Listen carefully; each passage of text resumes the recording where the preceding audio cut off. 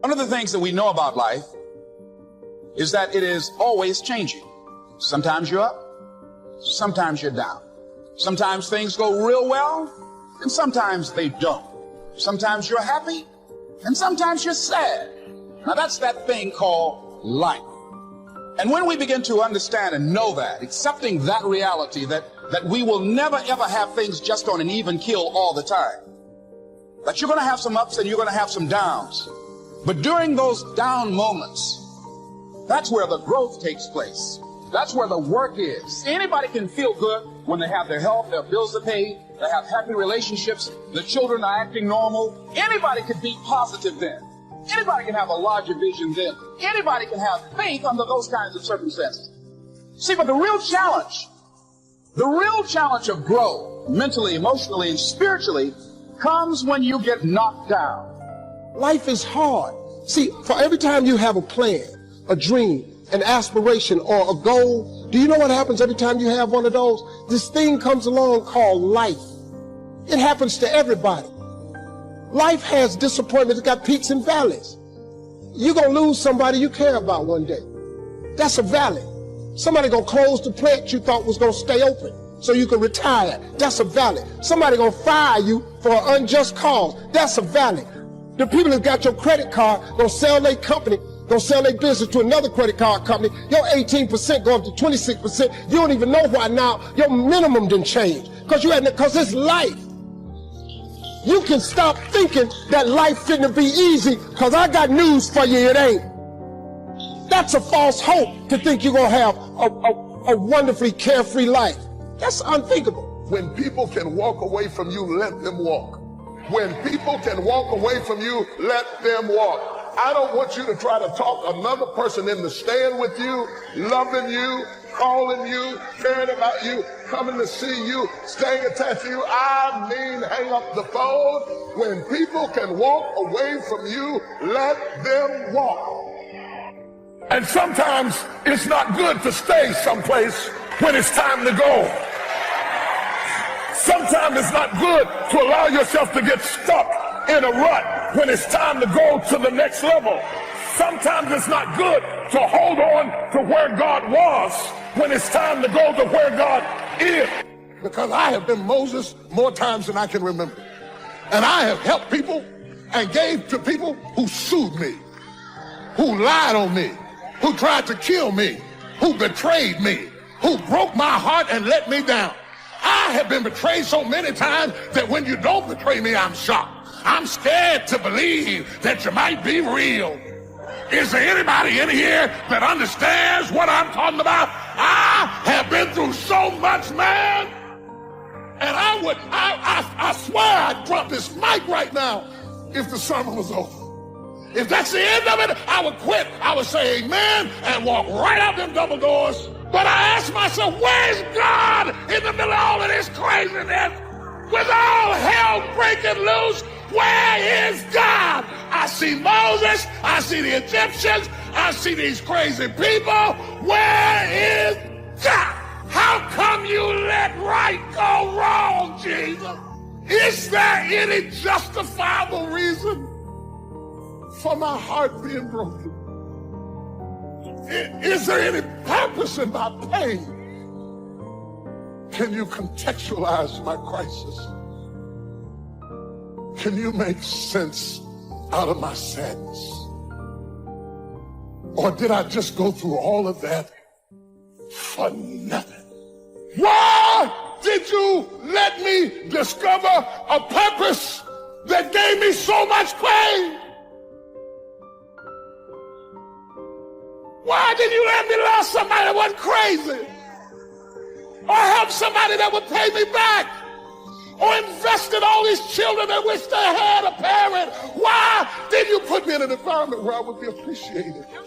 Why didn't you give me a nice, neat life that made sense? Why is my life so complicated? And then the other thing I want to ask you, Lord, is there anybody else like me in the world?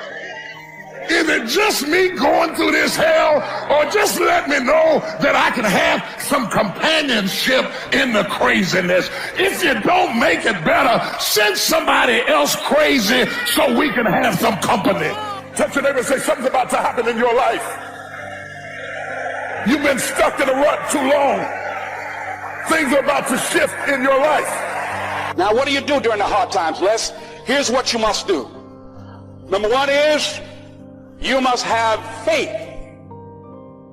Paul said you must have the faith to call forth those things that be not as though they were. Judge not according to appearances. Don't judge your circumstances and the possibilities for your future based upon what you have now and because of what's going on now. No. That's not the real reality there. What you're going through, if you're going through some hard times, it has not come to stay, it has come to pass. Now, second thing is, repeat this after me. Something you should affirm to yourself every day. Repeat this, please. No matter how bad it is or how bad it gets, I'm going to make it. Say that to yourself every day. So you've got to have faith. You talk to yourself. You say that affirmation. The next step is you must have patience and engage in consistent action. Patience and engage in consistent action. See, everything does not always happen, ladies and gentlemen, when we want it to happen. It doesn't happen quickly.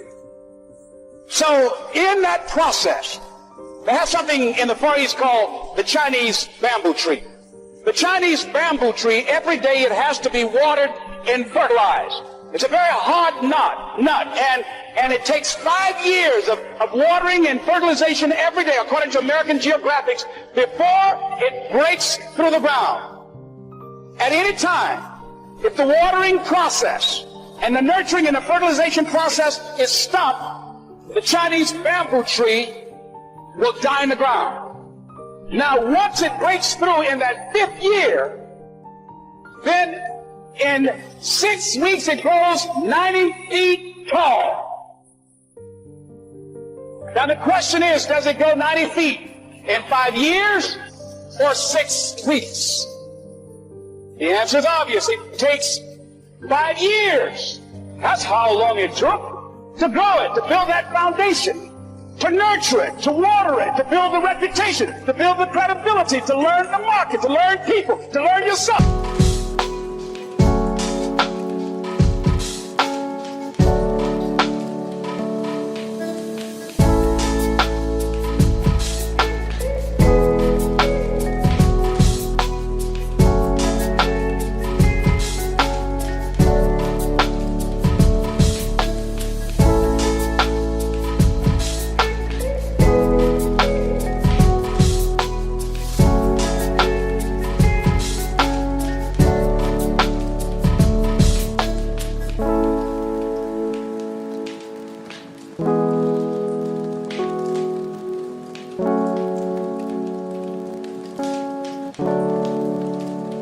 To learn the system, to learn how to do it, to figure it out.